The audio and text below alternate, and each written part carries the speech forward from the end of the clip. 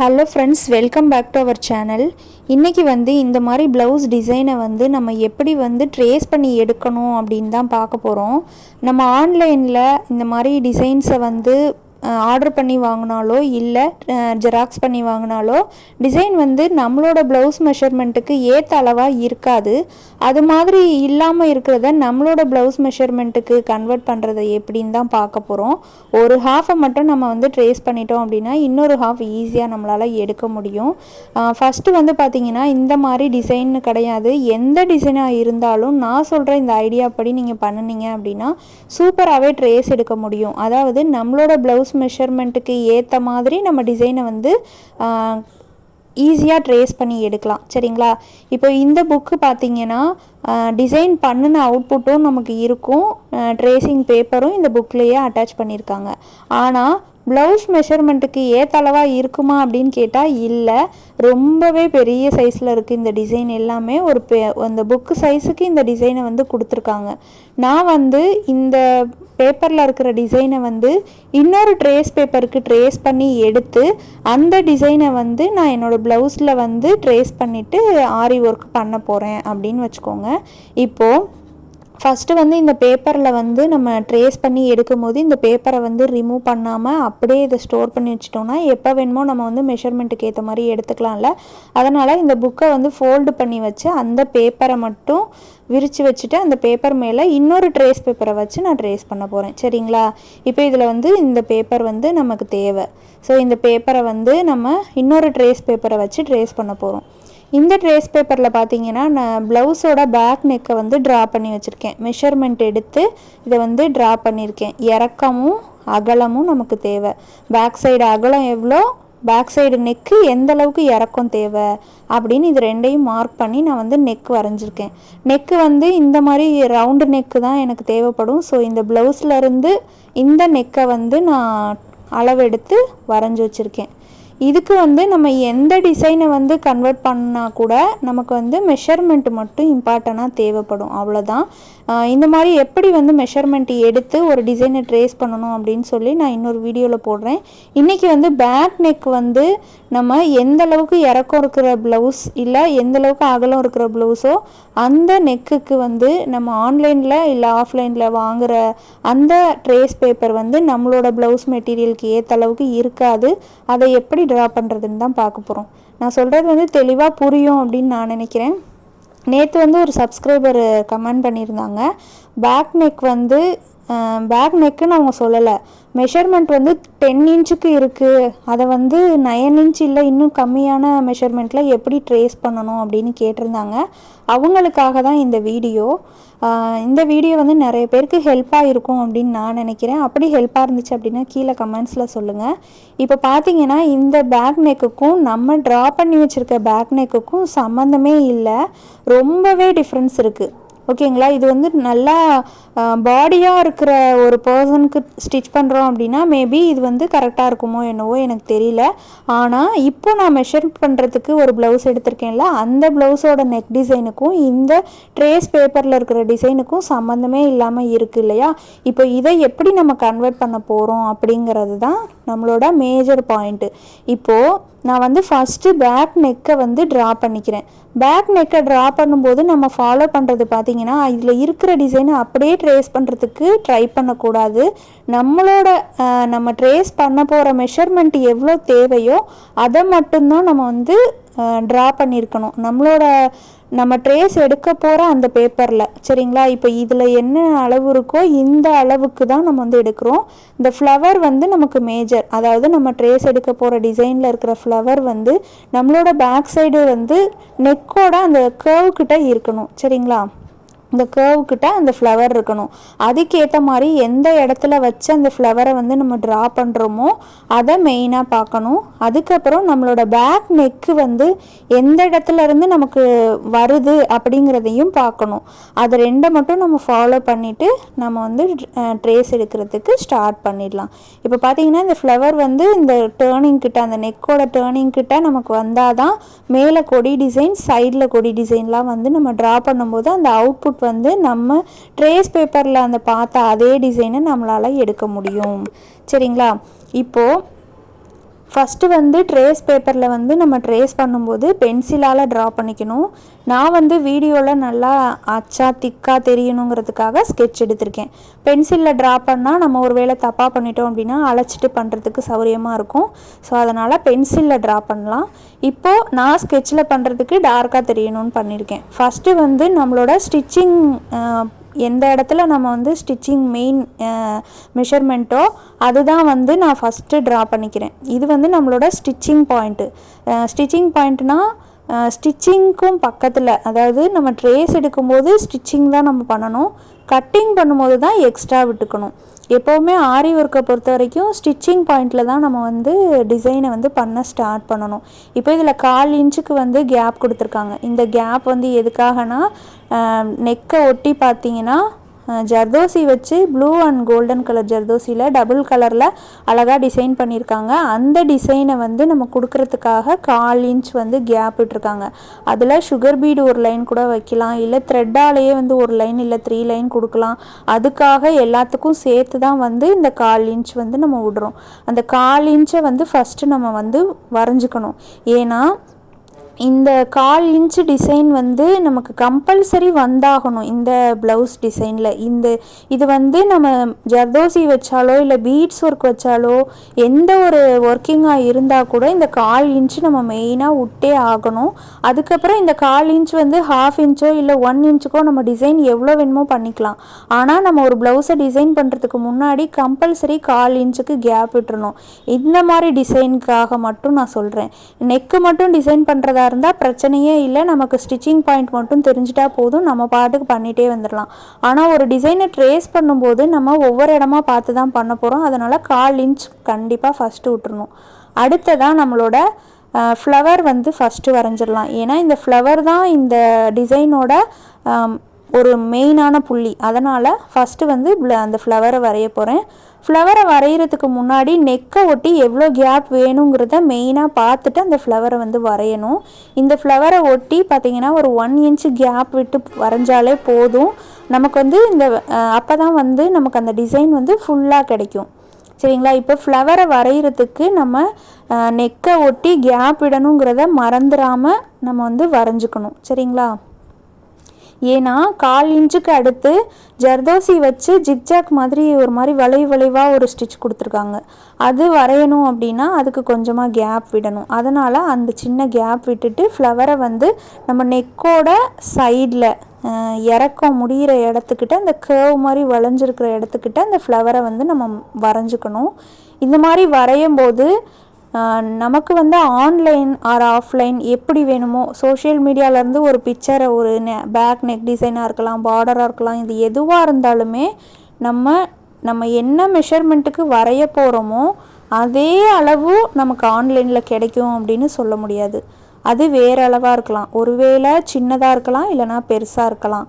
நமக்கு எத்தனை இன்ச்சுக்கு தேவையோ அதே இன்ச்சுக்கு கிடைக்குமா அப்படின்னு கேட்டால் 100% கிடைக்காது. நம்ம தான் அதை கன்வெர்ட் பண்ணிக்கணும். சின்னதாகவோ பெருசாகவோ எந்த இடத்துல அதை ட்ரா பண்ணால் எப்படி நமக்கு அவுட்புட் கிடைக்கும் அப்படின்னு கொஞ்சம் க்ரியேட்டிவாக யோசித்தோம் அப்படின்னா இதை வந்து நம்ம ஈஸியாக பண்ணிட முடியும். ஆன்லைனில் வாங்குகிற பிக்சராக இருந்தால், இப்போது ஒரு சப்ஸ்கிரைபர் கேட்டாங்கன்னு சொன்னேன் இல்லையா, அவங்க வந்து பெருசாக இருக்குது, அதை வந்து நம்ம குட்டியாக எப்படி பண்ணணும் அப்படின்னு கேட்டாங்க. இப்போ எக்ஸாம்பிளுக்கு இந்த பேப்பரில் இருக்கிற ட்ரேஸ் பேப்பரில் இருக்கிற டிசைனுக்கும் இந்த நான் ட்ரா பண்ணிகிட்ருக்க அந்த ட்ரேஸ் பேப்பரில் இருக்க நெக் டிசைனுக்கும் சம்மந்தமே இல்லை பாருங்கள். அது ரொம்ப பெருசாக இருக்குது, இது குட்டியாக இருக்குது. அப்போ எந்த டிசைனை எந்த நேரம் வரையணுங்கிறத நம்ம பார்த்துக்கணும். இப்போ ஃப்ளவரை வரைஞ்சதுக்கப்புறம் இந்த கொடி டிசைன் மாதிரி ஃப்ளவரோட 3 சைடும் இருக்குது. நம்ம எந்த சைடு இருந்து ஸ்டார்ட் பண்ணலாம் அப்படின்னு நம்மளே வந்து ஒரு யூகிச்சு கணக்கு பண்ணிக்கணும். இப்போது நான் வந்து பேக் நெக்கில் கீழே இருக்கு இல்லையா, அதை வந்து ஃபஸ்ட்டு வரைஞ்சிக்க போகிறேன். நமக்கு எவ்வளோ ஹைட் இருக்குன்னு பார்த்துக்கணும். இந்த மேலே இருக்கிற அந்த ஃப்ளவர் வந்து கட் பண்ணி கூட நம்ம வரைஞ்சிக்கணும். ஒரு இடத்த வந்து நம்ம கட் பண்ணிவிட்டு அதை ஃபினிஷிங் பண்ணுறதுக்கு கூட நம்ம ட்ரேசிங்லேயே வந்து ஈஸியாக பண்ணிடலாம். இப்போ ஃபஸ்ட்டு வந்து நான் கீழே இருக்கிற பார்ட் அந்த கொடி டிசைனை வந்து நான் ட்ரா பண்ணிக்கிறேன். இந்த கொடி டிசைனை வந்து நம்ம ட்ரா பண்ணும்போது மறுபடியும் நான் சொன்னதே தான் சொல்கிறேன். நெக்கை ஒட்டி நம்ம ஒரு இன்ச் அளவுக்கு கேப் விட்டுக்கணும். ஸ்டிச்சிங் பாயிண்ட்லேருந்து 1 இன்ச்சு கீழே கேப் விட்டுட்டு நம்ம இந்த ஃப்ளவர் வந்து இந்த கொடி டிசைன் வரையணும். இந்த ஃப்ளவரை ஒட்டின மாதிரி அந்த கொடி டிசைனை ஸ்டார்ட் பண்ணிக்கணும். அது எந்த லீஃப்லேருந்து ஒட்டி வரைஞ்சால் நல்லாயிருக்கும் அப்படிங்கிறத நம்மளே தான் யோசித்து பண்ணிக்கணும். நம்ம ட்ரேஸ் பண்ணும்போது நம்ம இப்படி அட்ஜஸ்ட் பண்ணி வச்சு பார்க்குறோம்ல, அது மாதிரி வச்சு பார்க்கும்போதே நம்ம ஈஸியாக வந்து அந்த டிசைனை வந்து இந்த இடத்துல வரைஞ்சால் சரியாக இருக்கும், இந்த கேப் வந்து நமக்கு போதும் அப்படிங்கிற மாதிரி நம்ம தான் வந்து யூகிச்சுக்கணும். இந்த ஆரி ஒர்க்கை பொறுத்த வரைக்கும் பார்த்திங்கன்னா ஈஸியாக பண்ணிடலாம் அப்படின்னு நமக்கு நினைக்கிற விஷயம் வந்து கஷ்டமாக தெரியும். கஷ்டமாக இருக்கிற விஷயத்த ஈஸியாக பண்ணிட முடியும். ஆரி ஒர்க் பண்ணுறதை விட இந்த ட்ரேஸ் பண்ணுறது ரொம்பவே ஈஸியான வேலை அப்படின்னு நான் சொல்லுவேன். ஏன்னா ட்ரேஸ் பண்ணுறதுல வந்து நம்மளோட மைண்டுக்கு தான் ஒர்க்கு, அதனால் ஈஸியாக பண்ணிடலாம். ஆனால் ஆரி ஒர்க்கை பொறுத்த வரைக்கும் நம்மளோட கைக்கு உட்காந்து பண்ணணும், பேக் சைடு நமக்கு வலிக்கும், எவ்வளவோ விஷயங்கள் இருக்குது. அதனால் ஆரி ரொம்ப கஷ்டம், ட்ரேசிங் பண்ணுறது ஈஸி அப்படின்னு நான் சொல்லுவேன். இப்போ பார்த்திங்கன்னா இந்த டிசைனை வந்து நம்ம வரைஞ்சாச்சு. இந்த டிசைனை வரையும் போது பார்த்திங்கன்னா நமக்கு எந்த இடம் வரைய முடியுதோ அந்த இடத்த வரைஞ்சிட்டு மீதி இடத்த நம்ம கையாலேயே வந்து அதையே வந்து ட்ரா பண்ணிக்கலாம். ஏன்னா இது ஒரு புக்கில் இருக்கிறதுனால கஷ்டம், அந்த ஓரத்தில் இருக்கிற விஷயங்கள்லாம் நமக்கு வரைகிறதுக்கு கொஞ்சம் கஷ்டம். இதே பேப்பரில் இருக்குது அப்படின்னா ஈஸியாக வரைஞ்சிடலாம். இப்போ பார்த்திங்கன்னா அதில் இருக்கிற டிசைனை நான் இங்கே வரைஞ்சிட்டேன். சின்ன சின்ன மைன்யூட்டான விஷயங்கள் வந்து அவங்க எதுக்கு கொடுத்துருக்காங்க அப்படின்னா, நம்மளோட அந்த கலரிங் பண்ணி ஒரு பேஜ் காமிச்சேன் இல்லையா, அதில் என்ன டிசைன் பண்ணியிருக்காங்களோ அதை நம்ம இதில் ஈஸியாக பண்ணிடலாம். நம்ம ட்ரேஸ் பண்ணுறதுக்கு அந்த மேஜராக என்ன அதில் கொடுத்துருக்காங்களோ அதை வந்து நம்ம மெயினாக வரைஞ்சிக்கணும். அது மட்டும் நம்ம மெயினாக பண்ணிட்டோம் அப்படின்னா ஈஸியாக இருக்கும். இப்போது இன்னொரு விஷயம் என்னன்னு நான் சொல்லிக்கிறேன். என்னென்னா, நம்ம இந்த மாதிரி ஒரு டிசைனை வந்து ஆன்லைனில் வாங்குகிறோம், ஒரு டிசைன் பிடிச்சி போய் நம்ம வாங்குகிறோம் அப்படின்னா அந்த டிசைனை வந்து அப்படியே நம்மளோட ப்ளவுஸில் வந்து எடுத்து வச்சே ஆகணும் அப்படின்னு நினைக்கவே கூடாது. அந்த டிசைனை வச்சு நம்ம எவ்வளோ க்ரியேட்டிவாக நம்ம இன்னொரு டிசைனை உருவாக்கலாம் அப்படின்னு நீங்கள் யோசிச்சு பாருங்கள். அப்போ சின்ன சின்ன விஷயங்கள் வந்து நமக்கு பெருசாக தெரியாது.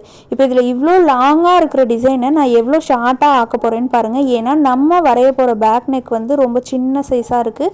ஸோ அதனால் இதில் இருக்கிற சைஸுக்கு நம்ம வரைய முடியாது. அப்போ எந்த பார்ட்டை கட் பண்ணலாம், எந்த இடத்த வந்து நம்ம கட் பண்ணால் இந்த டிசைன் வந்து அவுட்புட் ஒரே மாதிரி இருக்க ஒரு ஃபீல் இருக்கும் அப்படிங்கிற மாதிரி பார்க்கலாம். இப்போது இந்த ஃப்ளவருக்கு பக்கத்தில் இருக்க இந்த ஒரு கொடி டிசைனை நான் அப்படியே ஃபுல்லாக வரைய போகிறேன். மேலே இருக்கிற கொடி டிசைனில் பாதி அளவை நான் குறைக்க போகிறேன். அது குறைக்கிறதுக்கு நம்ம என்ன பண்ணணும் அப்படின்னா, நம்மளோட பேக் நெக்கில் மேலே ஷோல்டரோட பாயிண்ட் இருக்குல்ல, அந்த ஷோல்டர் பாயிண்ட்டுக்கு பக்கத்தில் இருந்து நம்மளோட அந்த ஃப்ளவர் வந்து வரணும். ஆனால் கீழே இருக்கிற அந்த கொடி டிசைனோட காம்பு பகுதி வந்து வரக்கூடாது. ஓகேங்களா? மேலே இருக்க அந்த ஃப்ளவர் அப்போ நம்ம இன்னும் கொஞ்சம் இறக்கி வச்சு வரைய போகிறோம். ஆனால் அந்த ஷோல்டர் பாயிண்ட்டை நம்ம பார்த்துக்கணும். அதே டைமில் நம்மளோட நெக் டிசைன் ஸ்டிச்சிங் பாயிண்ட்லேருந்து 1 இன்ச் அந்த அளவுக்கு வந்து நம்ம கேப் விடணும். அது 2 மட்டும் மெயினாக பார்த்துக்கணும். இப்போது ஷோல்டர் பாயிண்டில் இருந்து அந்த ஃப்ளார் வந்து கொஞ்சம் கீழே இறங்கியிருக்கணும். ஏன்னா ஷோல்டருக்கு ஸ்டிச்சிங் அப்போ நம்ம போட்டிருக்க ஆரி டிசைன் வந்து டிஸ்டர்ப் ஆகக்கூடாது. ஏன்னா இல்லைனா பிரிஞ்சிரும். அதனால் அந்த டிசைனை வந்து கொஞ்சமாக இறக்கி நம்ம கீழே வச்சிட போகிறேன். அவ்வளோதான். ஓகேங்களா? அந்த புக்கில் இருக்கிற அதே டிசைன் தான் இருக்கும், ஆனால் கொஞ்சம் சின்னதாக இருக்க மாதிரி இருக்கும். அவ்வளோதான். சைஸை குறைக்க முடியாது, ஆனால் டிசைனை குறைக்கலாம். ஓகேங்களா? ரெண்டுக்கும் டிஃப்ரெண்ட் பார்த்துக்கோங்க. அந்த ட்ரேஸ் பேப்பரில் இருக்கிற ட்ரேசிங் பிக்சரை வந்து நம்ம சின்னதாக்க முடியாது, ஆனால் டிசைனை குறைக்க முடியும். ஓகேங்களா? அப்போ நம்ம எந்த இடத்துல இருக்க டிசைனை நம்ம குறைச்சா நம்மளோட ப்ளவுஸ் டிசைன் வந்து ஃபுல்ஃபில்லாக இருக்க மாதிரி இருக்கும் அப்படிங்கிறத நம்ம தான் இமேஜின் பண்ணிக்கணும். இந்த மாதிரி ட்ரேஸ் பண்ணும்போது நம்ம இமேஜினை பொறுத்து தான் வந்து அந்த டிசைனோட அவுட்புட் வந்து நமக்கு கிடைக்கும். சரிங்களா? இப்போ இந்த ஃப்ளவரை வந்து வரைஞ்சிட்டோம். அதுலேருந்து வர காம்பு வந்து இந்த டிசைனோட போய் அட்டாச் ஆகணும். சரிங்களா? அவ்வளோதான். இப்போ அட்டாச் ஆகிறத வந்து அதையும் ட்ரேஸ் எடுக்கிறதுனா எடுக்கலாம், இல்லை நான் கையிலேயே போட்டுக்கிறேன். ஏன்னா நம்ம வந்து ஒரு குத்து மதிப்பாக தானே வரைகிறோம்.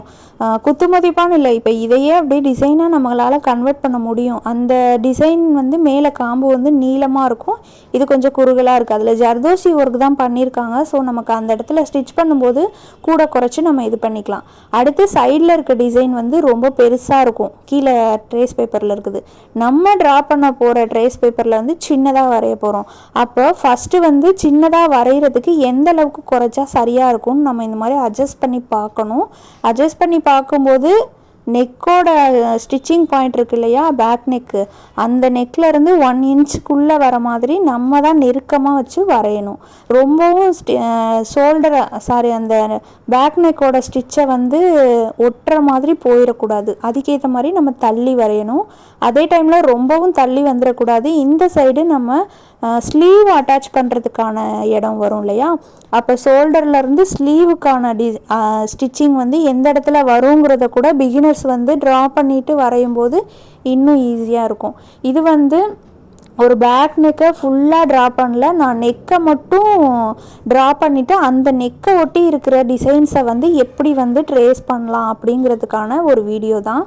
ஆனால் ஸ்லீவ் பக்கம் நம்ம போகாத அளவுக்கு நம்ம ட்ரா பண்ணிக்கணும்.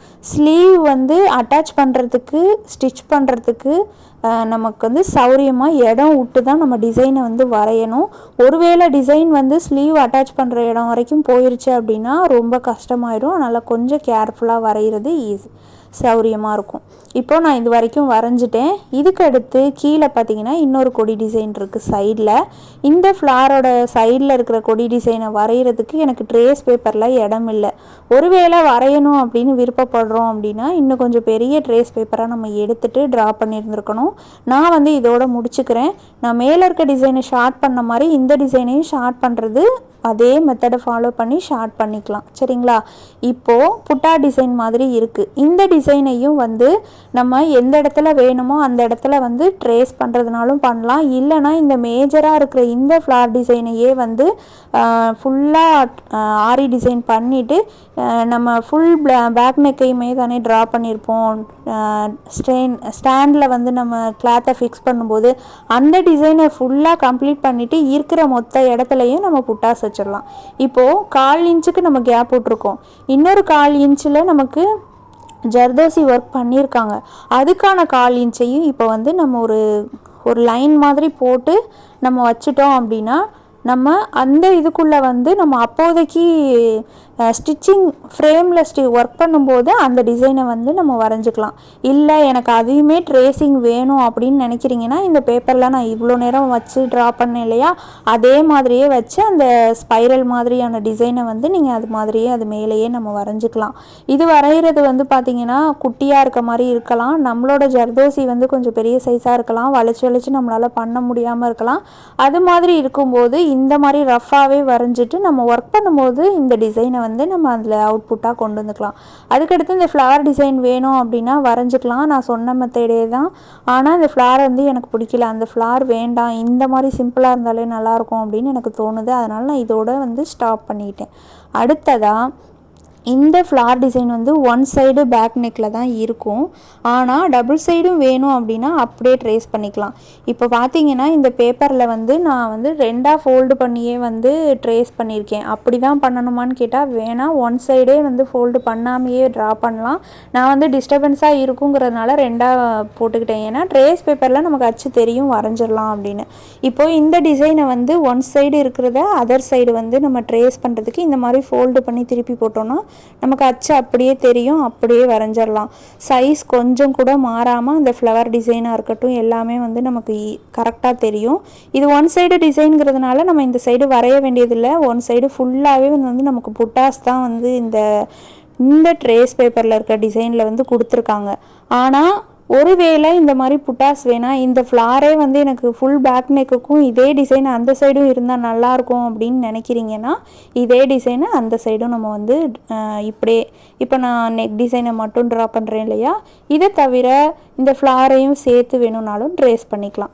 ஒரு டிசைன் நம்ம ஆன்லைன்லேருந்து பர்ச்சேஸ் பண்ணுறோம் அப்படின்னா அதுலேருந்து 10 டிசைன் நம்மளால் வந்து கன்வெர்ட் பண்ணி எடுக்கிறதுக்கு நம்ம ட்ரை பண்ணணும். அது மாதிரி பண்ணுறோம் அப்படின்னா நம்ம க்ரியேட்டிவாக யோசித்தோன்னா நிறைய விஷயங்கள் நம்மளால் பண்ண முடியும் அப்படின்னு நான் நினைக்கிறேன். ஓகே ஃப்ரெண்ட்ஸ், இந்த வீடியோவில் வந்து இந்த ஒன் சைடு இருக்க டிசைனை இன்னொரு சைடு எப்படி எடுக்கணும், ப்ளஸ் சின்னதாக இருக்கிறத பெருசாக எடுக்கிறது, பெரிய டிசைனை சின்னதாக கன்வெர்ட் பண்ணுறது, இது எல்லாமே வந்து ஈஸியாக எடுத்துடலாம். இதே டிசைனை வந்து 2 சைடும் நம்ம வரைஞ்சிட்டோன்னா இன்னும் ஹெவி ப்ரைடல் லுக்கில் சூப்பராகவே இருக்கும் அப்படின்னு நான் நினைக்கிறேன். ஓகே ஃப்ரெண்ட்ஸ், இந்த வீடியோ வந்து உங்களுக்கு பிடிச்சிருக்கும், நல்லா புரிஞ்சிருக்கும், நிறைய பேருக்கு யூஸ்ஃபுல்லாக இருக்கும் அப்படின்னு நான் நினைக்கிறேன். அப்படி ஒரு வேளை உங்களுக்கு யூஸ்ஃபுல்லாக இருந்துச்சுன்னா ஒரு சின்ன கமெண்ட்ஸ் கொடுங்க. உங்களோட கமெண்ட்ஸ் தான் வந்து எனக்கு ஒரு நல்ல பூஸ்டிக்காக இருக்க மாதிரி இருக்கும். நெக்ஸ்ட்டு சூப்பரான ஒரு வீடியோவில் நான் உங்களை மீட் பண்ணுறேன். Thank you so much. பாய்.